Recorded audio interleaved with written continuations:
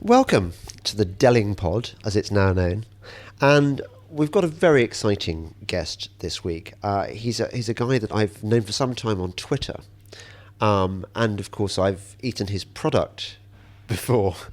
His name is Lance Forman, and he's proprietor of the world's oldest salmon smoking company. Is that right, Lance? That's absolutely right. Yeah, it was started by my great-grandfather back in 1905, and I don't think he would have ever imagined that it would still be operating 114 years later, but there you go. Yeah, no, I've just been to have a look at your, what is it called, a smokery? No, well, Smokehouse, smokery, yeah. The smokehouse, and I've seen people preparing the salmon, and it looks a lot of wastage involved. It depends whether you call it wastage or not. I mean, in our process, which is the traditional process, you lose a lot of weight in the product in moisture. And that was the whole point of smoked salmon. If you go back to how it all started, refrigeration was very basic 115 years ago. So the way you preserve food is you draw the moisture out, and the smoke would then actually be a protective seal. It was not a flavouring. It was a sort of method of preserving the food.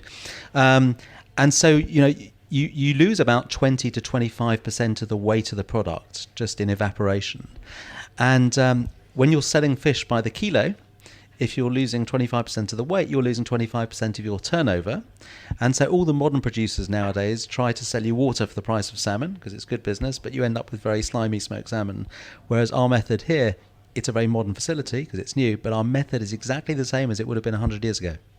I suppose what I meant by the waste was I saw everything is done by hand, isn't Yes. it? Which is it's really artisanal, which is nice to see. It is. And I was seeing them slicing off the sort of the crusty outside bit. Is that right? It's technically known as the pellicle, but yes, it is it's the bit that comes into contact with the smoke. And you can't eat that, or you can eat that? Well, you can eat it, but if you've got a beautiful fresh fish, why would you want it to taste like an ashtray? Well, there is. You really want to. The whole point of smoked salmon was. Again, when my great-granddad started this, he didn't even, when he arrived from Odessa in Russia, didn't even realise when he came here that there was a salmon native to Britain. So he was originally shipping in salmon from the Baltic in barrels of salt water. And it was only when he went down to the fish market and saw these beautiful wild salmon come down from Scotland every summer, he thought, let's use the Scottish fish. And when he started smoking the Scottish salmon, the quality of this product was so extraordinary, partly because the fish hadn't been in barrels of water for a few months. Yeah. People fell in love with it, and smoked salmon was born as this great gourmet food. But it was about the fish. It was not about the smoke. The smoke was the method to preserve it. It was about, the fish. And that's how it should be. And we, so we haven't changed that technique at all. So if you smoked a salmon, Yeah. and you hung it up in your larder or whatever, how long would it last for? How long would it be edible for? It would be fine for 2-3 weeks. Right. So not months, then. Oh no, not months. No, but certainly quite a few weeks at a time.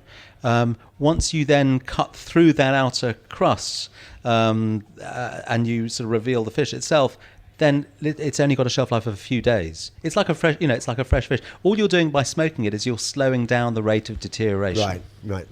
Okay. And I like the idea that you are the descendant of Odessa Jews in the East. East End? Is it the East End? No, this really is the East End. Okay. I mean, I think this is about as far east as the East End went, but it's very much the East End London. But you're quite unusual, aren't you? I mean, there are not many Jews left in the East End of London. Well, fun enough, I think quite a few young ones are starting to come back again. Oh, are they? Actually, yeah. I mean, if you look at sort of Shoreditch and all the sort of regeneration, even now going on around the Olympic Park, there's a problem for housing, for young people getting on the housing ladder, and there's so much regeneration happening in this part of town now. Younger people, younger Londoners, and younger Jewish Londoners are, starting to look east. This is good because, as you probably know, I mean, I'm a bit like Julie Burchill in that I'm not Jewish myself, but I kind of have this love of sort of almost unhealthy love of the Jews. I think it can never be unhealthy. Never be too unhealthy. Well, no. So I mean, I want good things to happen to you, and I want traditions to continue, and I'm really glad you're here. But we were talking earlier, weren't we, about how the world has changed in the last it seems to have changed quite rapidly. The rise of anti-Semitism in the UK, for example, which is of a virulence that I've never experienced before in my lifetime. Yeah, I mean, as a child, and I'm also the child of a Holocaust survivor. Oh, right. So my dad was born in Poland, and he spent the war years, half of the war years in a Siberian prison camp in the forests in Tomsk, and then was released and moved further west to Tashkent and was in a Jewish ghetto in Tashkent for the second half of the war. And he was one of you see in the movies these little kids that sort of climb under the ghetto wall and trade a bit of bread for or something for bread to survive. He was one of those kids. Yeah, we can't let that one go by. I want to hear a bit more about this. Okay. So son of a Holocaust survivor. I grew up in the 1970s. There was a threat. Young Jewish people in London did feel a little bit of a threat from the right. The National Front were sort of fairly prominent in those days. But then that died, and I think certainly when Thatcher came into power, she was quite pro-Jewish, and anti-Semitism just wasn't really an issue at all. But in the last few years, it's risen its ugly head again, and not from the right, but certainly very much from the left. And Corbyn has been personally, and I think he is anti-Semitic actually. Yeah. And I speak to people that have met him. And they ask him the sort of questions that you need to ask to establish, and you see, when you see somebody face to face, you can see the reaction. And he's done nothing to stop this dreadful tirade of anti-Semitism coming from the left, and he could stop it, but he just doesn't. Have you got any theories on why they are that way? Well, I think people often link sort of. I mean, you're talking about the hard left here, and they often link sort of certainly wealthy Jews to capitalism, so on. Marx was born Jewish, but one of the worst anti-Semites.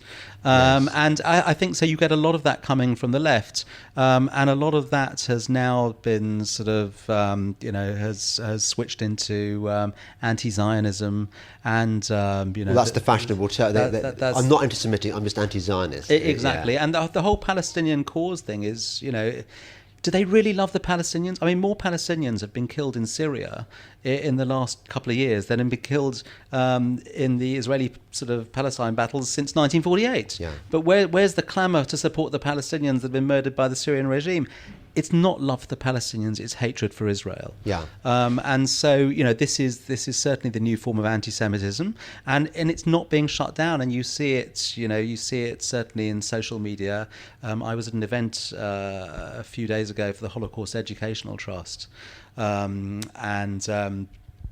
was. You say you had Rachel Riley there. Rachel Riley was there. Can I just ask you, is she as hot in real life as she's on TV? Because she is pretty amazingly. She is absolutely stunning and very intelligent too. Fantastic combination. That's almost a dangerous combination. Dangerous combination. I mean, she gave a very out of all our league. But she gave an extraordinarily powerful speech, and she has a Jewish grandmother. Both of her parents aren't Jewish. But she was, and it's not an issue that she didn't really grow up in a, religious with any sort of great religious background at all. She knew she had Jewish blood, and I think she said that about a year ago something caught her eye on social media, and she thought this was a little bit unfair, and so she just spoke out against it. And literally week by week, month by month, she has come under extraordinary attack from the left because she stood up against anti-Semitism. And she said the whole thing is, if I'm sure you can find on social media her speech, but some of the stuff that she faces is absolutely vile and hateful, and she feels completely threatened now. This is a crazy state of affairs. I felt for a long time that one of the big problems with social media is the anonymity. Yeah, I'm very happy to have my name out there. I'm proud of what I say. I never hide behind anything. You're the same, James. Yeah. And but on social media, you often see a picture of a cat or a cartoon figure, and obviously people don't put their real names. And it's very easy to bully and to attack people and to threaten them and so on when you have that anonymity. You don't get that with the written press. If you write a letter to a newspaper, you've got to provide your address. Same on the radio, they phone you back, so it's traceable. On social media, it's not. And I raised this with some of the people at this event, and I said, wouldn't it be better if social media, you had to give there was some way of enforcing that. You had to have your real name, or there was traceability back to an address. And I was absolutely bowled over and completely, surprised when I was told that a lot of these attacks are coming from people now with their identities, and people are not afraid to be anti-Semitic in public. Yeah. And it's absolutely shameful that Corbyn hasn't closed that down. Absolutely shameful. Yeah. No, the reason I asked that question about what is it that motivates people is because I'm puzzled that it's a line that to me is hating Jews just because they're Jewish seems to me to be absolutely irrational. And the only way you could justify it is if you had some kind of grand overarching theory, one of which is the one you mentioned about Jews being kind of arch capitalists and exploiters of the proletariat, or whatever it is that. But then you have many Jewish communists too. I mean, Jews don't fall into one political category. I was wondering whether it was that, or whether it was more the Palestinian thing, because there is that element, isn't there, of sort of identity politics. It's what Charlie Kirk calls the oppression Olympics, and I suppose fairly high on the oppression Olympics medals table are the Palestinians, at least if you believe the world's media, which takes a complete bollocks line, doesn't it? I mean, well, the Palestinian issue wasn't an issue at all until even 1967 at the very earliest, and yet the PLO was set up in 1964. So Labour, the left, are saying, well, we should go back to those 1967 borders, but the Palestinian Liberation Organisation existed before, when they even had those 67 borders. Yeah. It was always about erasing Israel from the map. Yeah. It was always about that. There could be peace tomorrow if they just accepted that Israel is there and is going to be there forever. There will be peace tomorrow. Israel has yearned for peace from day one. Yeah. Now, you go to Israel quite a lot, don't you? I would say probably once a year, once every couple of years, although my eldest son has just moved there, actually. So he's living in Jerusalem now. Do you worry about him? I mean, being in a country which part of the world has vowed to erase from the map? No, I think he's more worried about us at the moment. Actually, bloody right, good point.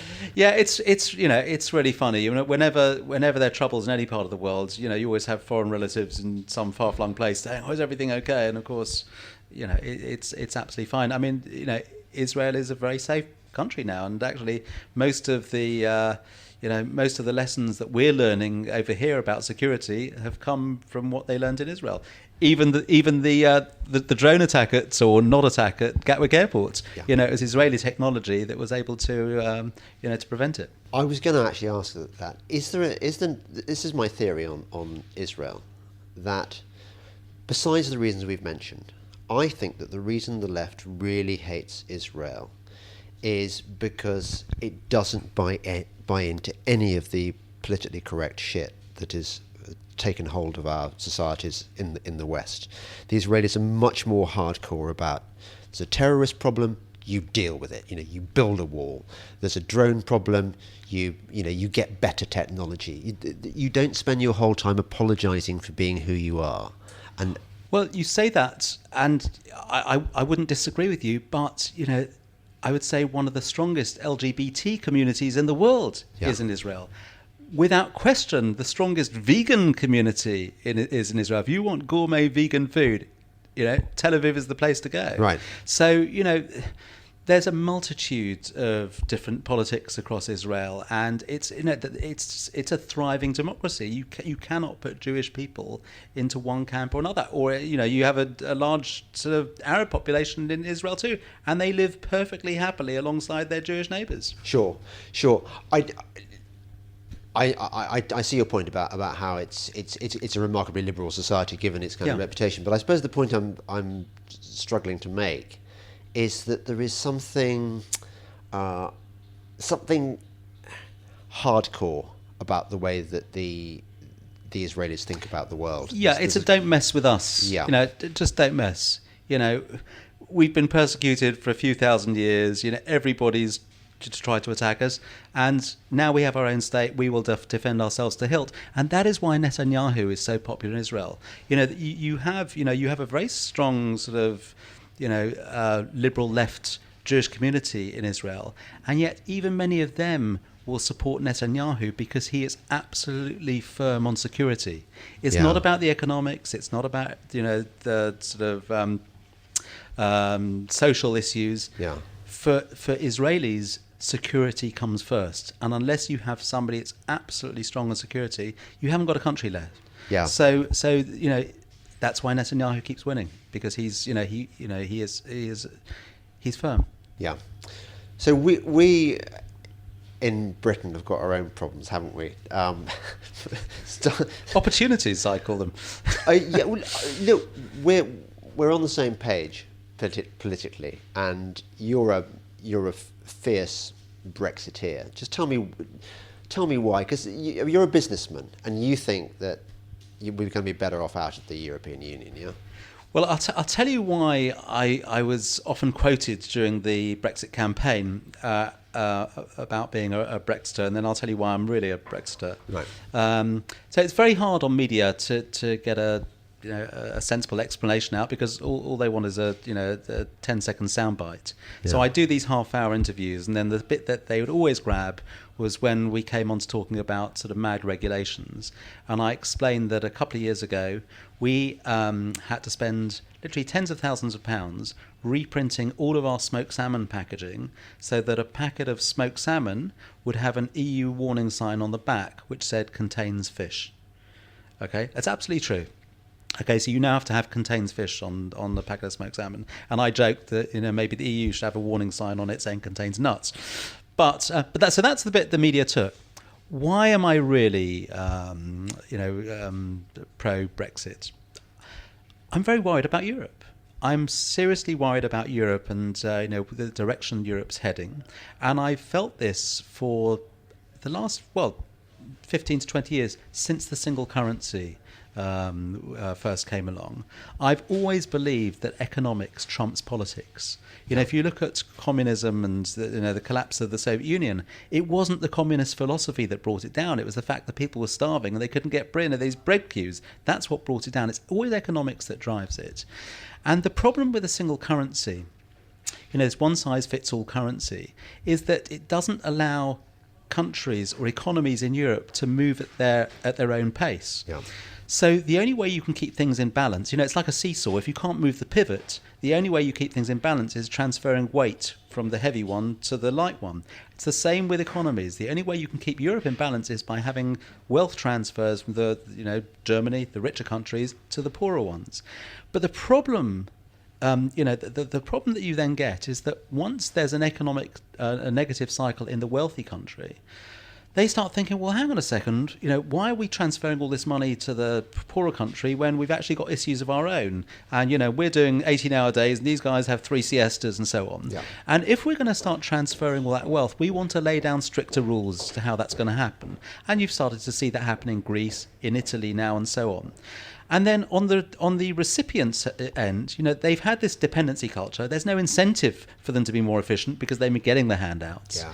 And they start seeing these new rules coming along and about how they've got to have these budget sort of constraints and austerity and so on. They think, well, that wasn't what we signed up for. We don't like that.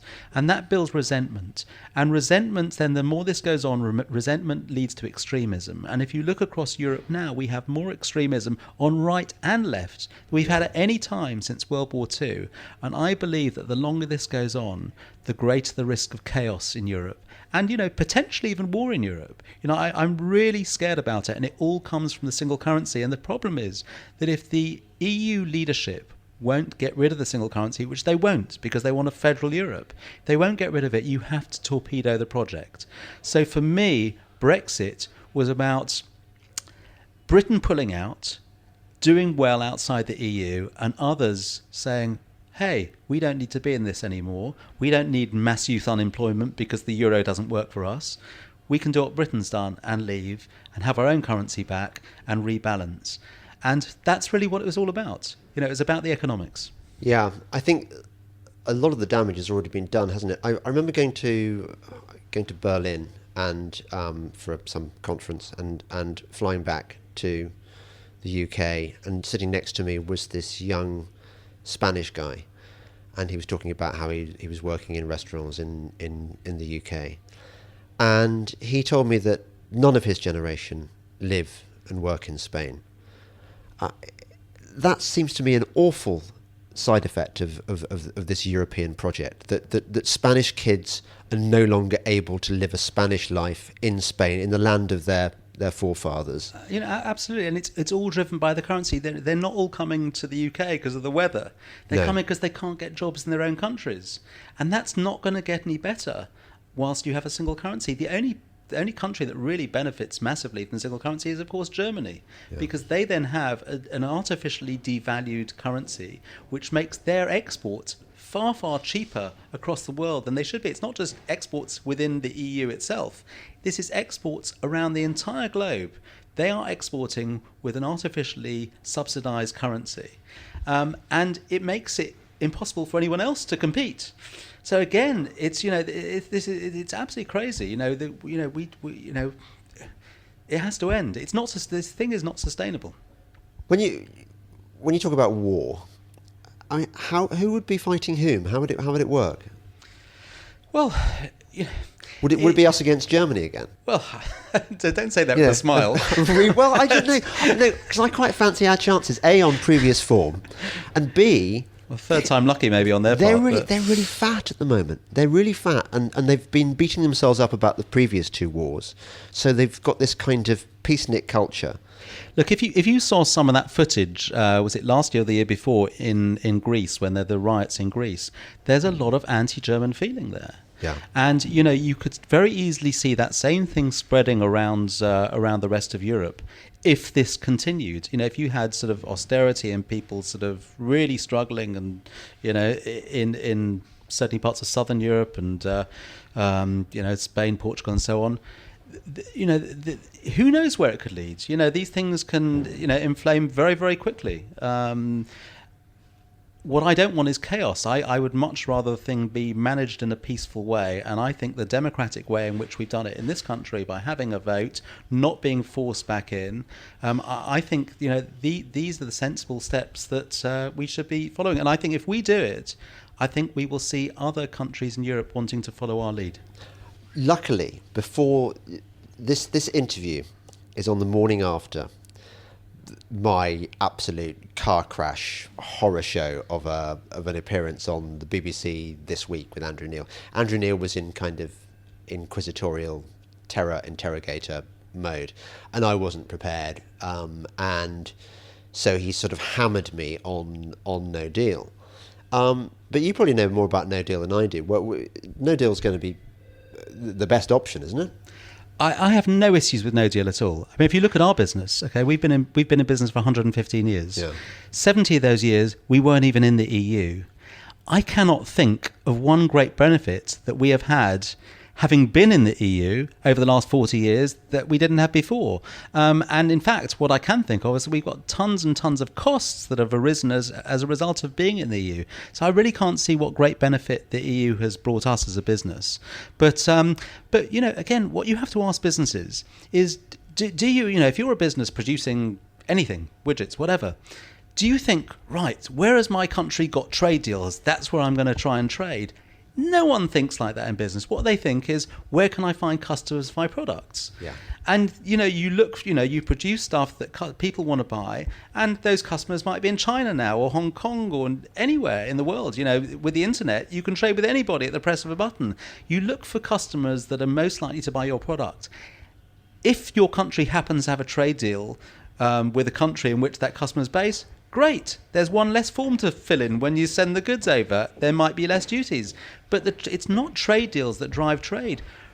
Britain exports, I export more to the USA than I do to the whole of Europe. And yet customers in the USA have to pay 5% duty on my smoked salmon. In Europe, they don't have to pay any duty at all. America exports almost double to the EU what Britain exports to the EU, and America's not in the single market. They're not in the customs union, because in business, it's not all about the price. There are many other factors. It's very hard to sell British food to a French chef in France. They're very loyal to French produce. They don't particularly want to buy British food. Yeah. Whereas, in America, they love British products. They think we're fantastic over in the States. Yeah. So it's price isn't everything in business. I think people fail to understand that, and it's you don't need a trade deal to trade. Again, I think that the public might not be aware. They think that if you listen to all these politicians, you think, we can't trade and our whole country's going to stop trading if we haven't got a trade deal. Yeah. You don't need a trade deal to trade. It's just the icing on the cake. And when you look at what you need to do to get the export to a country in which you don't have a trade deal, it's literally a piece of paper. If it's food, it's a health certificate. It takes about 15 seconds to tick a few boxes, and you're done. And you're delighted to tick that piece of paper because you've done the business. It's no harder than producing an invoice or a packing list or anything else. It's no time. The effort is in going out and finding the customer, making sure they pay their bills, making sure that you produce it exactly the way they want it, and so on. That's the tough stuff. Yes. You mentioned earlier, you made a very good point about the currency fluctuations that have taken place since from 2016. Well, not since the euro came. So since the euro, sorry, yeah. So, you often hear now people say, "Oh yes, but farmers are going to have to pay 30-40% tariffs." Since the turn of the century, or the millennium, when the euro first came into being, the pound to the euro has been at both 105 to the euro, and it's been at 180 to the euro. So the currency has fluctuated by 75%. So even if you had a 40% increase in tariffs, that is smaller than the fluctuations that we had. Did the farmers completely stop selling any product into Europe when it was 180? I don't think so. No. Prices adjust and people adjust to prices. And in a competitive world, all your competition's in the same boat. So, that's business. In the last, 3 years ago, the price of raw salmon went up by almost 100%. Yeah. In the last year, butter has gone up by somewhere by 50 to 100%. Has our economy seized up because of, price changes? Of course they don't. People just adjust their prices. You might sell a little bit less, or you might sell a bit more, or you find another market for the product. But that's the nature of business. What we need, what we really need is business certainty. We never have certainty, of course. We're in an uncertain world. Nobody has a crystal ball. Yeah. But you want to try and remove as many political uncertainties as you can. And the quickest way to do that is to have a no-deal Brexit. If you have no deal, we know where we stand. There is no deal. On the 29th of March, We're leaving. We're trading with the rest of the world in WTO terms. If you have Theresa May's deal or something similar, there's this 2-year transition period where, again, you're negotiating. Nobody knows how it's going to work out and so on. And there's more uncertainty and people are lobbying for this and lobbying for that.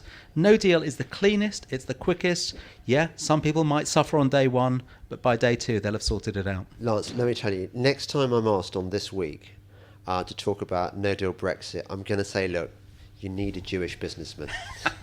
You don't need me. Look, I can do other stuff. I can talk about climate change, why Trump's a good thing. But if you want the economic facts, that makes sense to me. Well, business is business, and businesses have to deal with these sorts of issues all the time. Price changes, delays, these sorts of things happen. In our experience, the biggest challenges we face in our business and have faced over the last, certainly since I've been at 25, 30 years, it's all stuff that's thrown at us by government.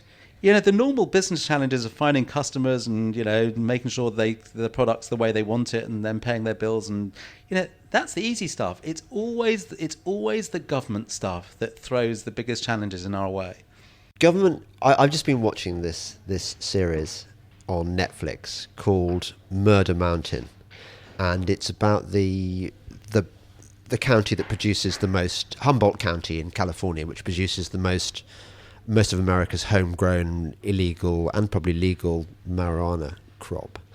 And what's interesting about it is it captures the transitional moment when all these hippies who've been growing their weed in the disguise between the redwoods so that the feds can't come and get them, and they've been doing quite well since the 1970s probably. they're now being brought into the system by the Californian state government. And it's fascinating watching these hippies come up against what actually big government looks like. And they've thought of themselves as they probably consider themselves people of the left. But actually, this is what happens. They're suddenly so heavily regulated that they can barely make a living anymore. And I was reminded of this when you told me a story about around where you are. It reminds me of Bristol or somewhere like that. You've got loads of graffiti, you've got loads of artists, you've got loads of cafes and barges with sort of fancy writing on the side, advertising sort of cinemas and things. It's very hippie-ish. But you were telling me about how you saw the meeting point between left and right. Tell me about that. Well, yes. I mean, there are tons of artists around here. They all tend to be very lefty. I'm a sort of ex. You're the Antichrist. Absolutely, Thatcherite, libertarian, free marketeer, and yet there is a sort of meeting of minds where neither of us like to be controlled. We're all sort of free thinkers. Artists are very creative people. They don't like being told what to do. And there was a period, the reason they're here, the reason in this area is because, these were old sort of post-war industrial sheds that had been disused, and they sort of moved in because it was very cheap property for them. And they'd moved into this area. And indeed, over the last few years, this area became I think the highest density of artist studios in the whole of Europe. And they were afraid that with the regeneration coming on board, property values were going to go up and they'd be forced out. And I'd say to some extent that's happened. So they together with the local authority, tried to make this area a conservation area. Now, it's crazy to think of it as a conservation area because you haven't got beautiful sort of buildings and architecture of any great merit that you might expect in a conservation area. These are all old sheds.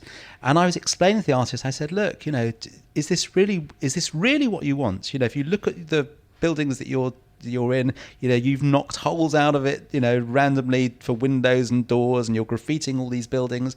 Do you realise how controlling this area would be if it was a conservation area? You wouldn't be able to do any of that stuff.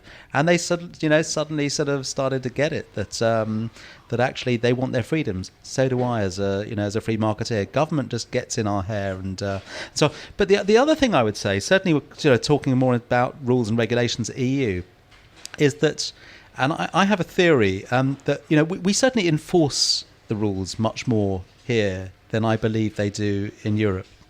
And I have a theory about that, which is that we Brits and being Anglo-Saxon, we're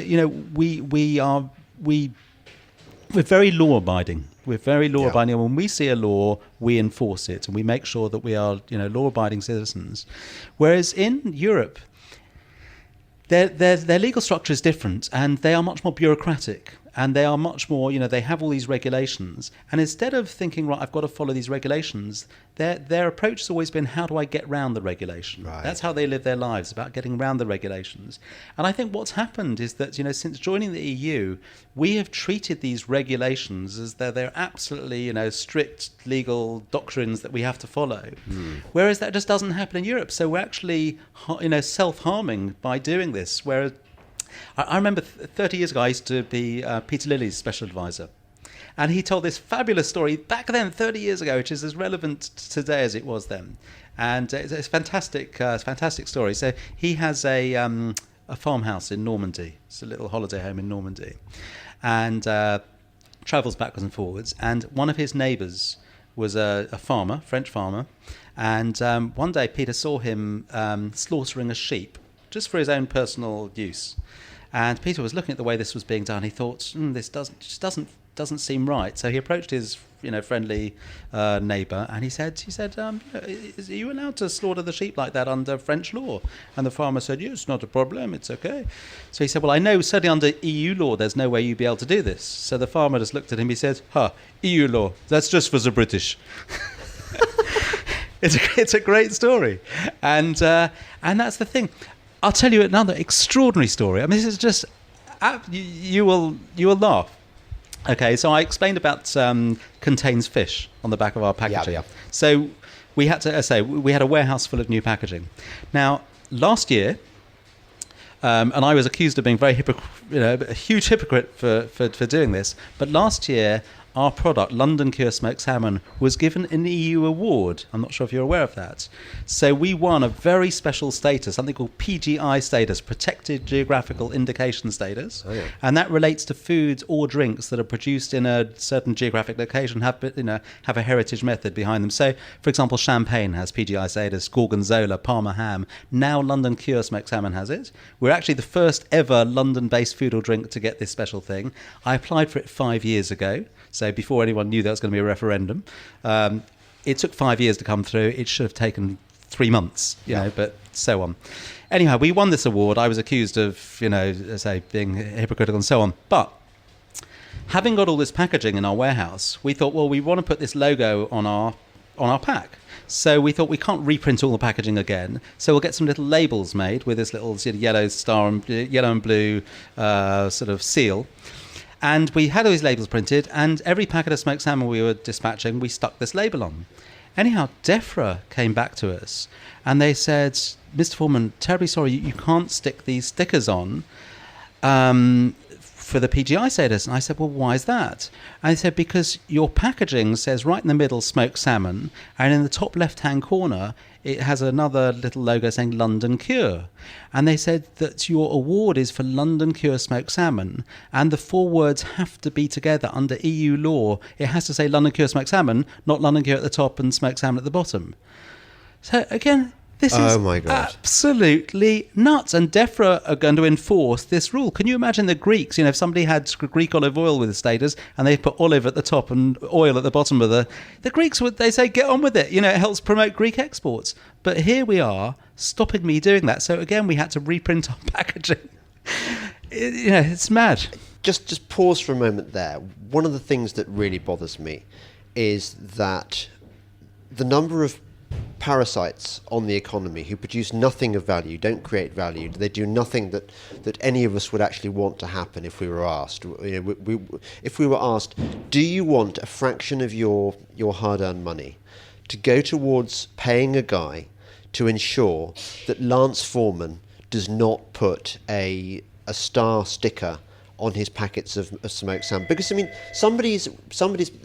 that person is on a salary. They've probably got a pension. They've got workers' rights and stuff. They are nothing but a drain on the economy. Then, what are they actually producing? They're producing nothing. They are a complete drain, and it's not just in the public sector; it's in the private sector. There's a whole industry that's been built up around this. So we, for example, have food hygiene audits.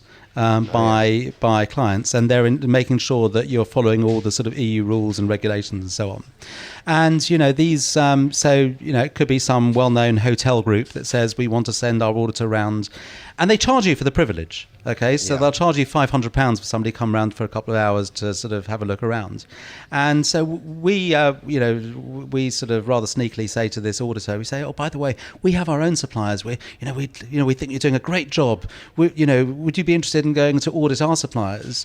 And they say, oh, yes, absolutely, more work and so on. We say, well, what do you charge for these audits? They say, oh, I charge £300. So, of course, the whole thing's a racket. The clients are using these audits to actually, as a profit-making exercise. So, there's a whole industry that's built around this, and then they come up with this sort of, extraordinary stuff. So they come along, they go onto our factory floor and they say, can we see your floor cleaning schedule, please? And we say, well, we don't do a floor cleaning schedule. We haven't got boxes, somebody that's ticked saying I've cleaned the floor. We just clean the floors. We'd rather spend the time cleaning the floor than ticking a box to say we've cleaned the floor. Yeah. You've looked down at our factory, it's spotless. Yeah. We have this viewing gallery so people can come here morning, noon and night. We have a restaurant here, they can look down. We are always spotless because that's how businesses, food business should be. Yeah. We're not doing it because the EU tells us we've got to do it. We do it because that's the correct thing to do. So we said to this person, I'm terribly sorry, but we just don't do floor. Well, if you don't do floor cleaning schedule, they said, well, you're not going to be able to supply us. And we said, well, if that's the way you feel, you're not going to be able to have our amazing smoked salmon. So, oh, really? And we stuck to our guns. That's fantastic. We stuck to our guns because we how many times have you been into a restaurant? You might go into, I don't know if you've ever been to,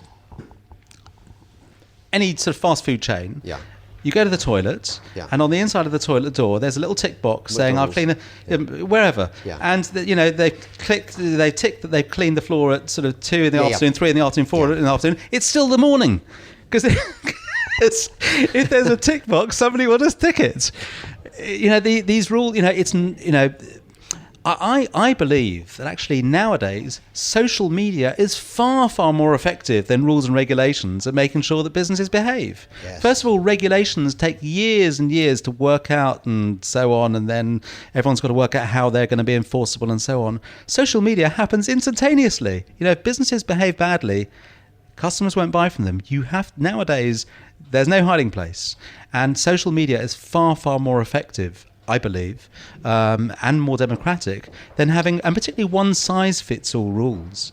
To have some multinational food business that produces 3 products have the same set of rules than a small business like ours that's artisanal, that changes a recipe every single day, produces literally thousands of product lines, and we might get a client saying, "Oh, can you tweak that recipe?" Well, if we do, it's not just the recipe that we've got to tweak. We've got to produce a new label. We've got to work out the nutritional values. We've got to send it off to a lab to get the shelf life. This is hundreds of pounds every time you change something. It is crazy. Which, of course, is why business, as it's misleadingly billed on the BBC, why business is so pro Europe. And they don't mean business like yours. No. They don't mean the small businesses which are really the engine room of our economy. They mean global corporations like Siemens, that was in on that secret meeting with Philip Hammond the other day, and Airbus, and all your kind of mega competitors, the really big companies which produce kind of slimy shit salmon on a massive factory farm scale, because they can wear these extra costs, whereas you as a small producer can't wear them so easily. Well, absolutely. They are bureaucracies themselves. It is these big businesses that lobby EU bureaucrats to come up with these rules that protect their businesses. Is it really? Is that bad? I mean, it is. Really that's. corrupt. Bureaucrats don't just sit in their gleaming offices in Brussels thinking, "All right, what rule can I come up with next?" It's business that actually comes up with rules and proposes it to these bureaucrats, saying, "Oh, you should put in place this particular rule because it'll be much safer for the public," knowing that it protects their business. In the months before the EU referendum, there was a letter that was written to the Times, and it was signed by, I think, 36 CEOs of these major multinationals saying we've got to stay in the EU. Now, I'd read somewhere, I can't remember where, that in the year leading up to that letter, those 36 FTSE companies had spent 20 million euros lobbying the EU. In that same year, they had received between them 120 million euros in grants from the EU. So brilliant investment, 600% return on their investment, first of all. But just think about this. Taxpayers across Europe are really struggling. Everyone's hard-pressed at the moment, with austerity and so on. People are hard-pressed. And yet the EU has just handed out 120 million euros to 36 of the wealthiest businesses.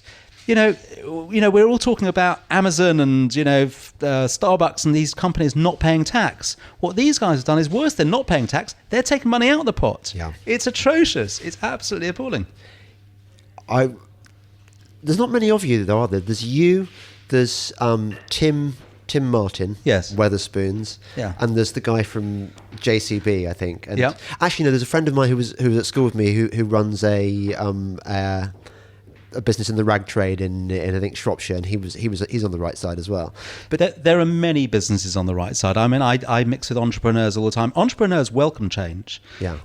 Big businesses are, as I say, they're often very bureaucratic themselves. They want to prevent change because they want to preserve the status quo where they're in charge. Sure. They're afraid of new disruptive sort of businesses, but entrepreneurs often welcome change because opportunity comes from change. In my own business, we had this absolutely terrible period of 5 years where we had 3 major catastrophes. We had a fire which burnt down 3/4 of our factory. We then refurbed it. Within a year of refurbing it, the local river overflowed. Our whole business was a metre underwater, the whole premises. We then had to build a new place. We built a brand new place. We had a tiny bit of grant funding from the London Development Agency, built this fantastic new facility. And within a year of moving in, we were told, sorry, you've got to move out because that's where we want to build the Olympic Stadium. Told by the same London Development Agency. So we had these three catastrophes, and I could talk for hours about them. I've written a book about it. I know. But every time we had this disaster, we actually, rather than going off and sucking our thumbs and pretending the thing hadn't happened, we grew from it, and we found that we were able to actually benefit from every disaster and every change because, and the reason for that is that change is happening every day of our lives, but it's very small incremental change. You don't notice it. You're on this sort of treadmill, and it's only after 20-30 years, or in the case of the EU 40 years, you look back and you think, how on earth did we get into this rut?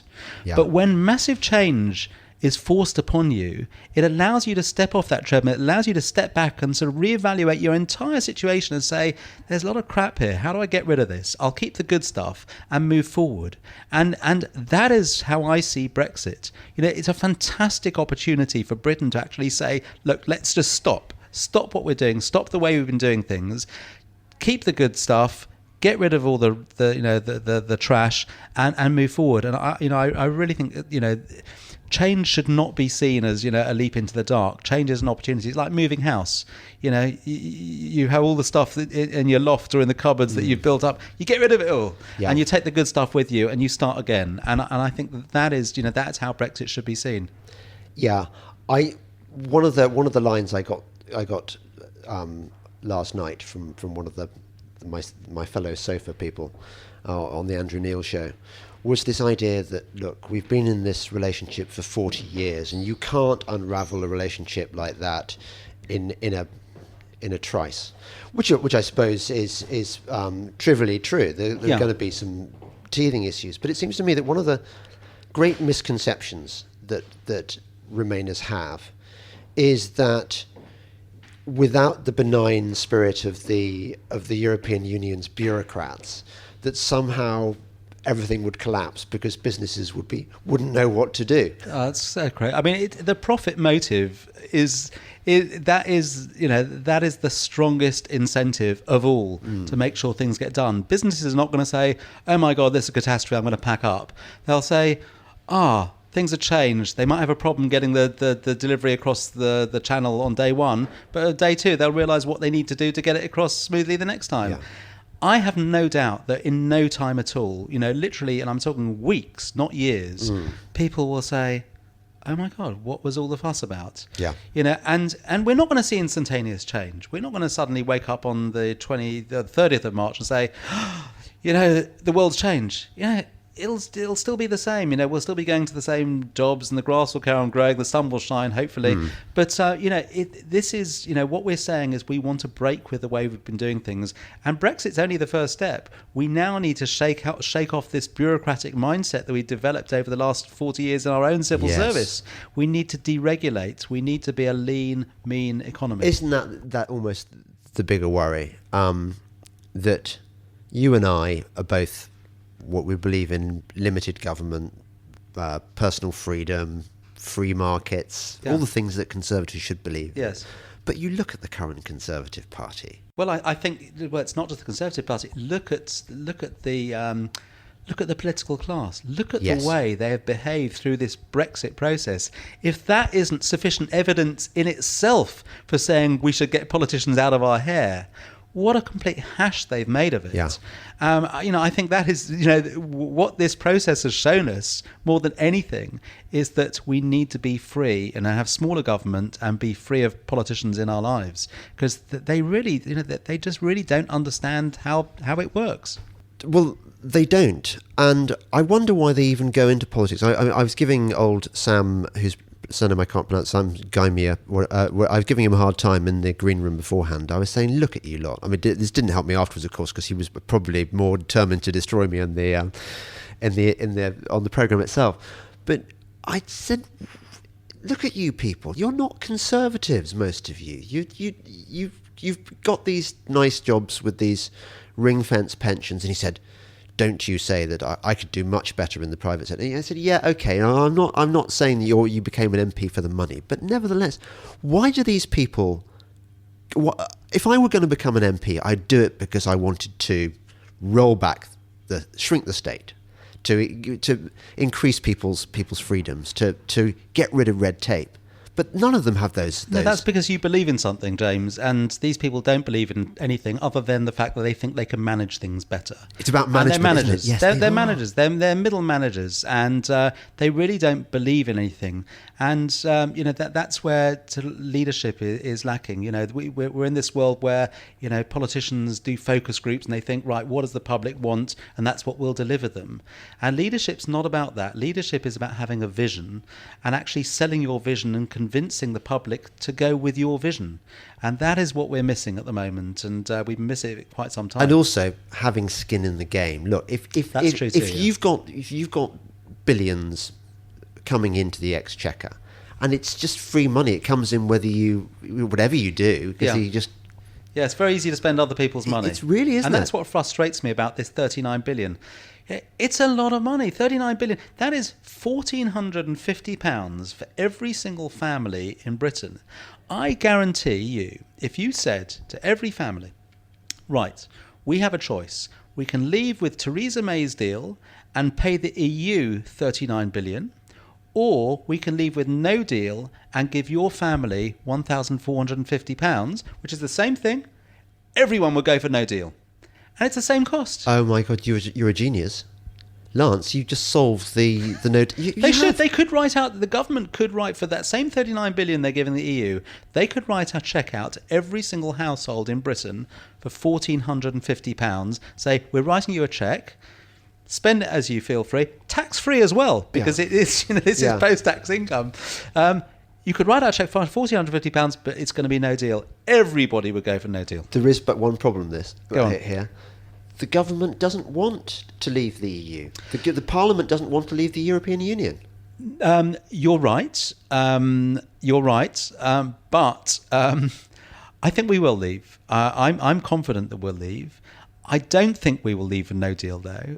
My view is that we will end up with we'll have to redo this at the end of March. But my view is that Europe is very, very fearful of no deal. The EU are petrified of no deal, because if we do leave with no deal and we succeed, which we will, because none of these catastrophic events are going to happen, and we succeed, it sets a precedent, and others will follow our lead, and then there's no need for the EU anymore. So the EU have to do a deal with us because they just don't want to have a precedent of somebody having left with no deal.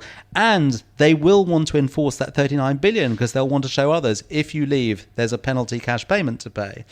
And so I think what will happen in the end, providing the Prime Minister holds her nerve with no deal, that something will be cobbled together where the EU will just get rid of the backstop, and the deal will be done with no backstop. If that situation arises, and if the EU do panic at the end, and I think we're starting to see sort of cracks, chinks, just right Poland, now. Poland, Lithuania. Yeah, absolutely. It's it's starting. Even some words out of Germany too. If that happens, then I think that what we should do, if we start to see them collapse, we should then say, fine, this is great, we'll do the deal with you, but that 39 billion, you get that 39 billion, but only on the basis of a fair trade deal, not on the basis of just signing the withdrawal agreement and then we have to negotiate a trade deal. It should be on the basis of doing a fair trade deal with us that's good for both parties. Yeah, that's if you were negotiating. Yeah, that's what I would do. Unfortunately, you aren't negotiating. The people who are negotiating they haven't got their heads screwed on like you. Well, they do hear voices from all directions, and we've got to keep shouting. You can never give up. And I have been vocal because I've been passionate about this for a long time. It is, it's not always been easy. You asked about, why are businesses, why do we only hear from 3 or 4? Since I've been doing this, I do every now and again get an email from somebody saying, we're never going to buy your smoked salmon again, or we're never going to, it happens, or we're never going to come to your restaurant anymore.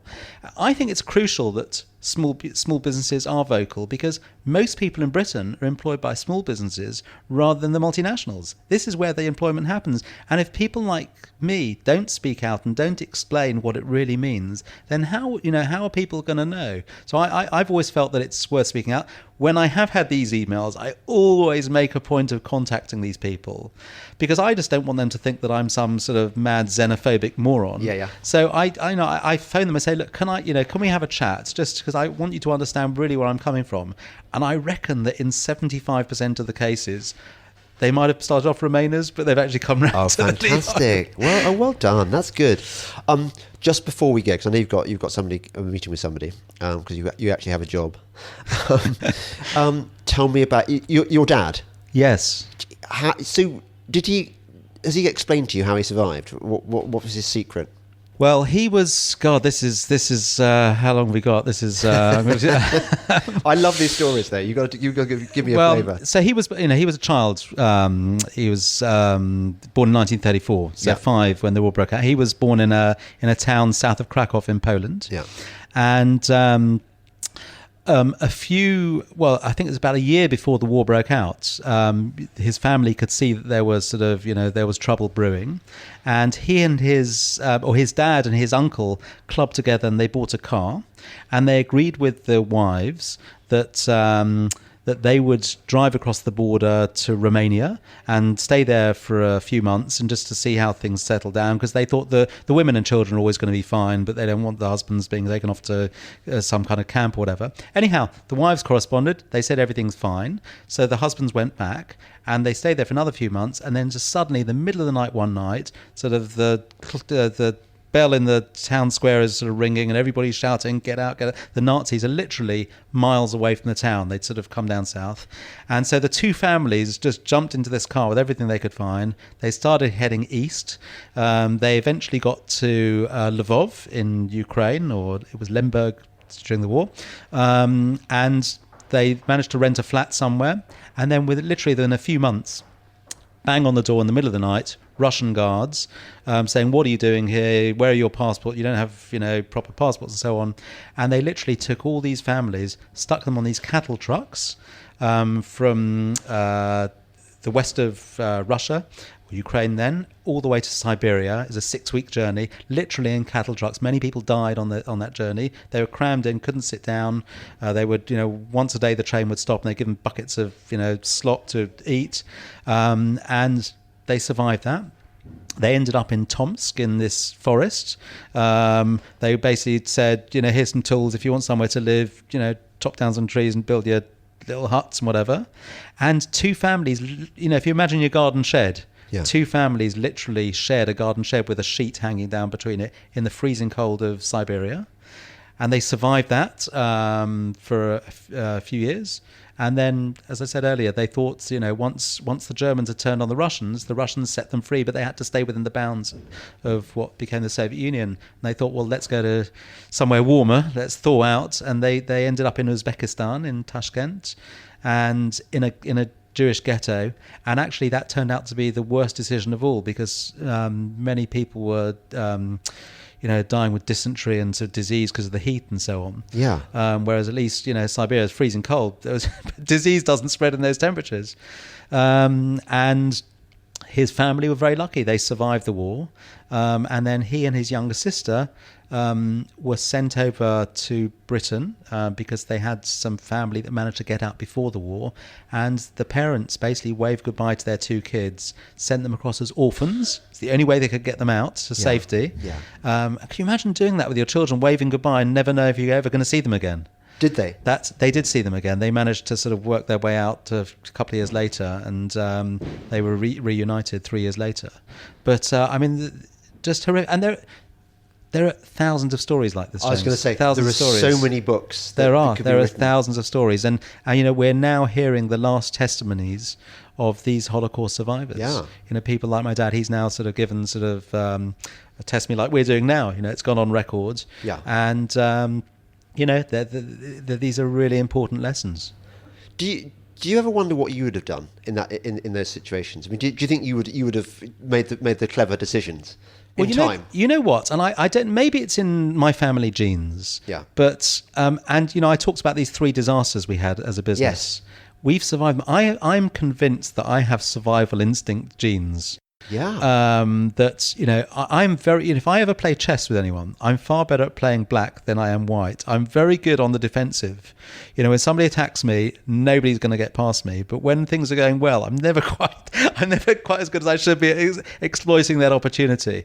And I don't know, maybe there's some kind of survival gene there. There could be some Darwinian thing. Who knows? Could be. It could be a sort of a super race of super surviving Jews out there who are just managed. Well, the ones that are left, absolutely. Yeah. We've having faced persecution for thousands of years. I guess we must have these survival genes, but we're here today telling the story. Oh, that's great. Thanks, Lance. That was a fascinating podcast. You're listening to the Delingpod with me, James Delingpod, and my very special guest, Lance Forman, who runs the world's oldest salmon smokery and is author of, what's your book called? Forman's Games. Forman's Games, which is about your battles against it's about against Ken Livingstone, about the Olympics, and talks about government corruption, the dishonesty and incompetence of government, and how we dealt with that. And it's a fascinating tale. Thank you, and thanks for listening. Bye bye.